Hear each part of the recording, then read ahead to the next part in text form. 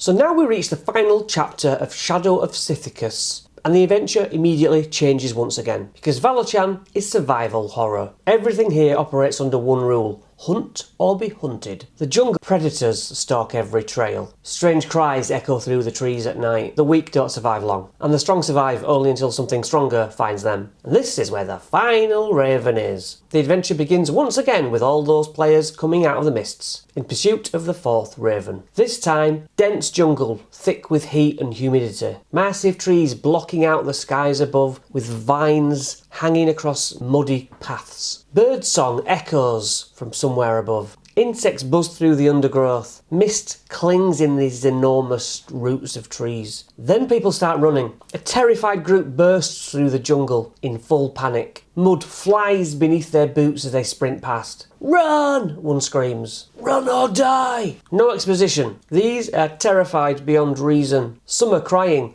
Some keep looking back over their shoulder. Some are covered in blood. The map's pretty cool, actually. Imagine huge webs choking sections, strange roots beneath mud, dense foliage blocking visibility, and then, ahead of the party, one of the survivors suddenly gets dragged into the jungle by something skittering through the undergrowth. A young girl is screaming for her family when she gets pulled into the foliage. Then, silence. This family consists of like 3 people. The daughter, Winata, the mother, Parla, and the father, Bozd. They aren't warriors, they're just people trying to survive, long enough to escape whatever nightmare is hunting them. The attackers are 6 phase spiders. Phase spiders are brilliant because they can vanish in and out of reality. Describe glimpses instead of clear visuals at first. Movement between branches. Webs trembling for no reason. Eyes glowing in the darkness. The terrain mechanics are pretty good here as well. Everything off the main path is difficult terrain. Then there are living trees. The first time a character moves next to certain trees, the roots and vines attempt to snare them. DC 13 strength saving throw, or you're grappled. And the webbed areas function like the web spell. This means it's more than just fight some spiders. Characters get dragged into webs. Roots are wrapping around your ankles. Phase spiders blink in and out of reality. The whole thing is quite overwhelming. If the characters save all 3 members of the family, which can get pulled off in different directions, they're rewarded with treasure, 3 potions of greater healing, and valuable jewellery worth 300 gold, and also some information. The family were hunted for hours by a gigantic shadow creature, shaped like a bat. Worse still, it's been controlling predators like puppets. The final raven controls pure predatory instinct. It is now the apex predator of Valachan. The family suggests the party should set up an ambush. Mechanically, it's a DC 15 stealth check, although you can use nature if that's more your vibe, even if it's just getting everyone to hide. If they succeed, the enemies in the next round are surprised, so they're sat there quietly and then they can hear wherever it is approaching. That rescued family can hide separately and stand down with like improvised weapons. Something worse than spiders is coming, and they can hear it Jurassic Park style coming through the jungle. It's a T-Rex, roaring loudly and shakes the trees. And flying above is a shadow raven, except now it doesn't really resemble a raven. It's transformed into a strigoi, a fusion of man and monstrous bat. It swoops through the air with massive wings and long proboscis, constantly scenting blood in the air.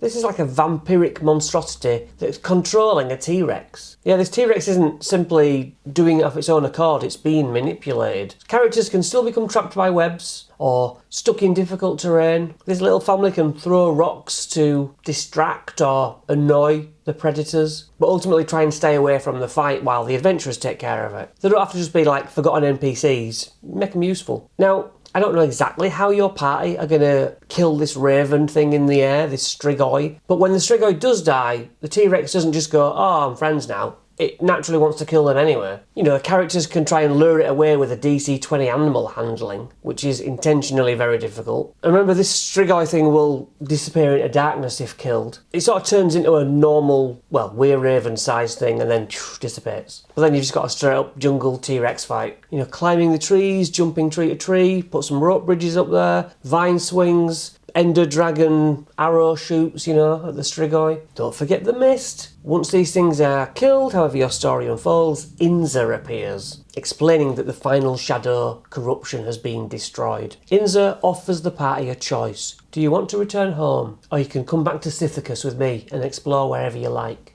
So the adventure even recommends certain things to follow up with, like the Isles of Agony in Lamordia, Lethal Lavender back in Borca, or Blood of the Vine in Barovia itself. So maybe you can turn this into Curse of Strahd, something like that. But one of the biggest things at the end here is Inza's final blessing. Once per long rest, the characters can use a bonus action to regain 4d4 plus 4 hit points. If you're going to try and kill Inza for some reason, any attacks are made with disadvantage against her, and disadvantage on saving throws against her spells or abilities. So don't be getting any ideas. She'll also offer them a Cloak of Arachnida and a Ring of Free Action. Pretty neat. Well, that's it from me. I'll see you next session.